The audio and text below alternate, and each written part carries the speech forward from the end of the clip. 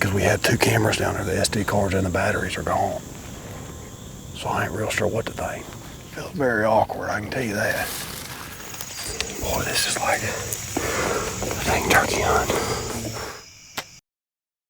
This could be, we're hoping, the most epic episode we've done yet. Been too long since we fanned a turkey, so we're gonna go get us a deer decoy and go back to Kentucky. Our deer's still there, they're in the beans. Can't do nothing with them, so we're going to them. 35 ounces. I think that's it. You don't know if y'all have any decoys like this come out for your boat, do you? Gosh, no. All right, let's get something to eat. Headed to Kentucky, we got about a 7.5, 8 hour drive and get ready for battle tomorrow. It's been one heck of a run with these deer. None of this was here.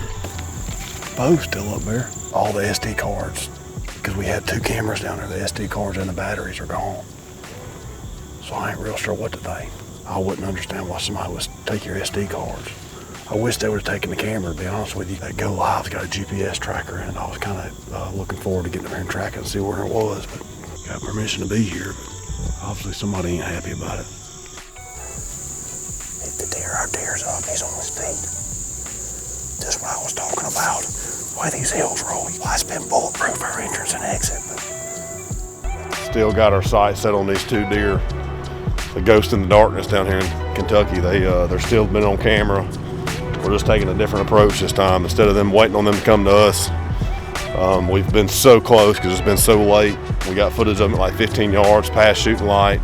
Came so close, went on a ground attack without a decoy, just spot and stalking them. So now we're going prepared. We've been looking for a week for one of these.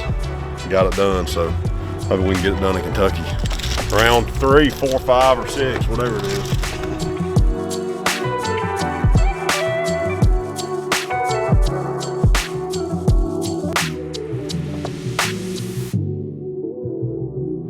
Down to 33 minutes left. Been driving dang near all day, and it's deja vu again. Our Captain Jack just showed up. The earliest he's been in there in probably the last 8 or 9 days, probably. He was in there shooting light tonight. He's there right now. So he's there. We got to get lucky. I feel optimistic. I feel like we got a chance, but it's fun knowing he's there. There's a good chance we're gonna see him. We just hoping he's still in the beans, so we ain't gonna booger him up when he comes in.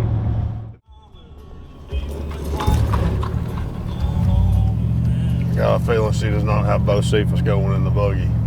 It's a beautiful sight right now, riding in all these fields surrounding where we're hunting are getting cut. They're harvesting all this corn, so anybody that's ever had experience hunting around that, it helps, because these deer literally can live in this corn, and the more they cut around you when you got food, and we got these beans that hadn't turned yet, it seems like it pushes more deer in and makes deer move around. So no telling what may show up, but those are the 10 and Captain Jack, One-Eyed Jack are our top 2 deer, but we're not picky. He was in daylight yesterday. He ain't done it. He's never been 2 days in a row, but if he does, hopefully it'll be his last.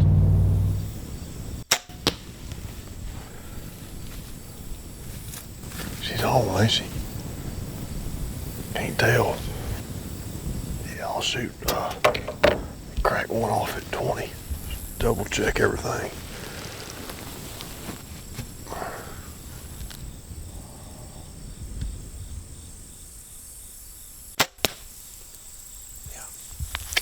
It's a hair to the left, but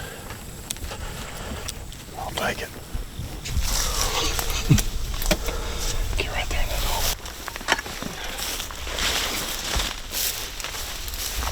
Deer. Oh yeah, looks like it. Looks like he wants it. Very awkward, I can tell you that.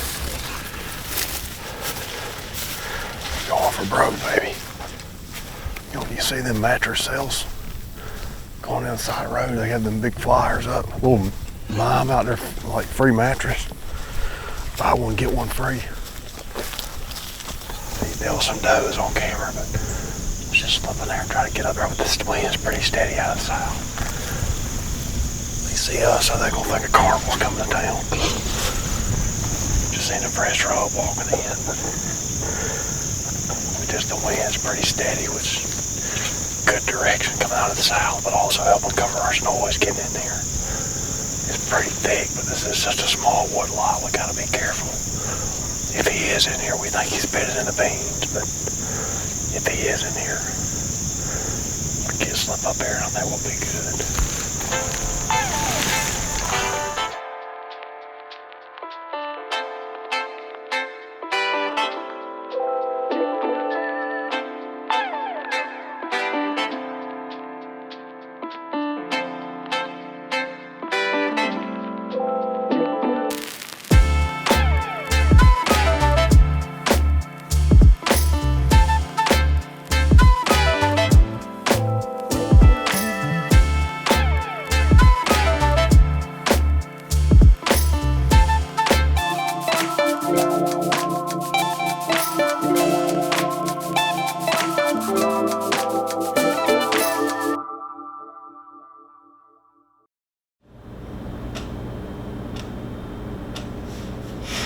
It's our last morning here, so as usual, we're going for it, trying something different.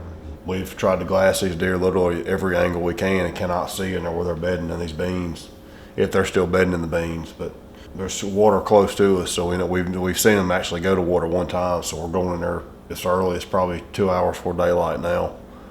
We're going to get in there early, and it's a little bit of elevation to where we can try to glass the beans. Either we can see them hoping they're coming to water, which will be coming to us and we can adjust, or we can watch them bed up and then make a play on them. But going for broke, trying to map it out, second guess. I mean, you just got to go with your gut decision though. This could be epic. The other day we seen a bunch of deer coming to this water in the morning from way across, so we'll see.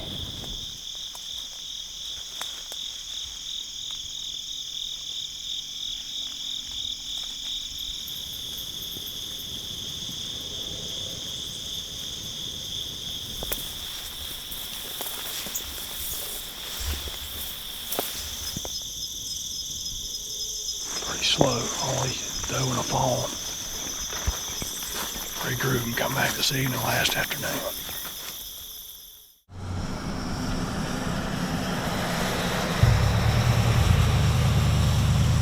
Get a good little fresh bean smell before we get in the stand. We got a south wind. Woo! That's the first beans we've seen cut. Last chance, last day. Been a redundant story, but we're going back in. Tonight's the night.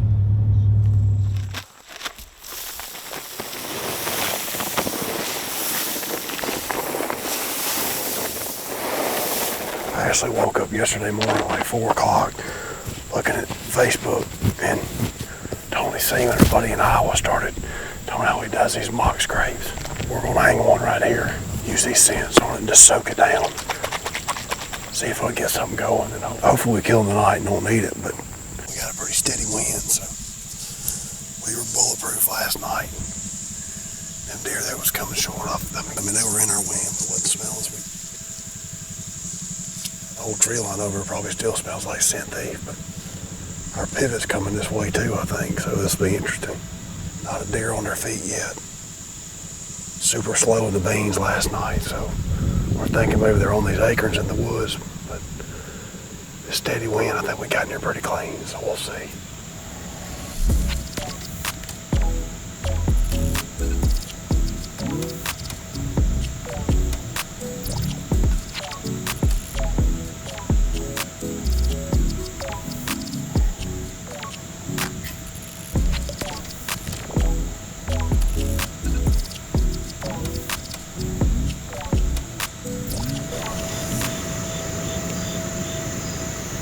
Yeah, I see him. Our big deer, Captain Jack, just stood up. 200 yards, so we'll see what he does. We got about an hour of daylight. Wind's good. And this pivot's actually out here, which could play into this. I do think it's possible to get down there and go to him. We got the decoy down there like we were just talking about, but trying to figure out what he's going to do. He's got plenty of time to get to us. Getting suited up for battle. Our jack just stood up where we was hoping they would be. But I think we're gonna do what we did last afternoon. A lot of attention's on that pivot right there. I'm gonna get down, the wind's pretty good. Gonna try to go to them. And we'll see, let me get everything together and see what they look like by the time I get ready.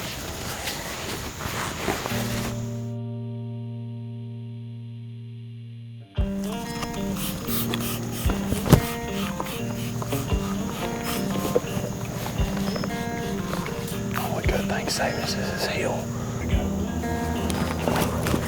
I'll wait till last resort to show them a decoy.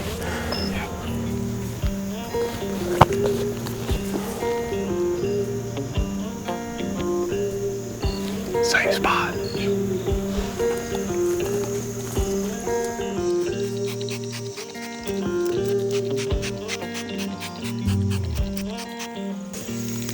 Boy, this is like a dang turkey hunt. Using every inch of the train. Thank God for their rags. I can just see the tip of their rag. They're probably 150, 200 yards, so gonna keep pushing.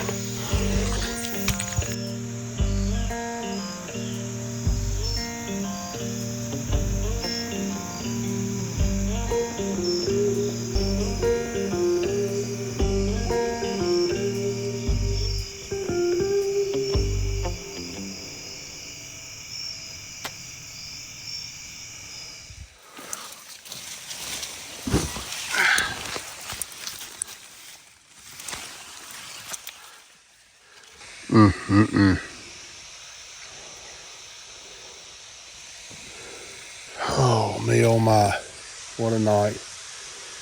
Reminisce of nothing but hair. Snuck up there and had them at 50 and just in the beans and thought I had a shot and just shot low.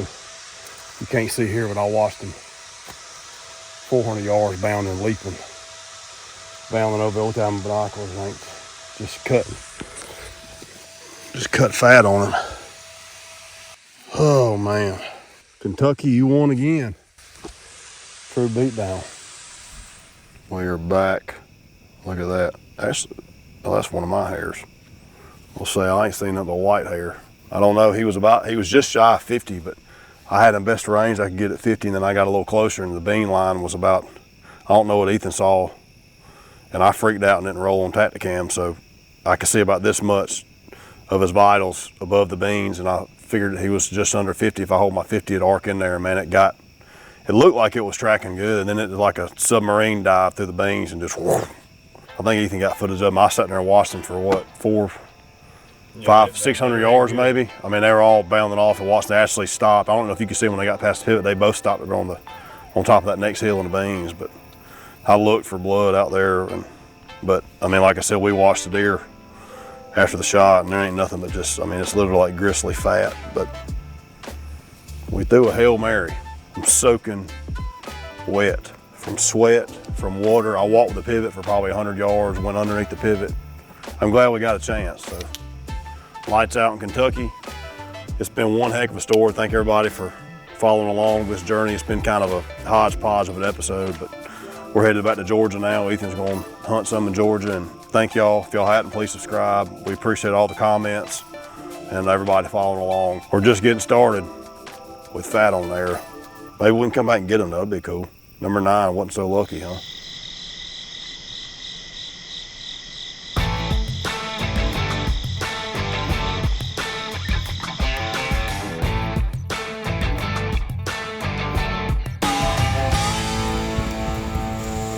That's pre-orbital gland. I called it something indigenous or something.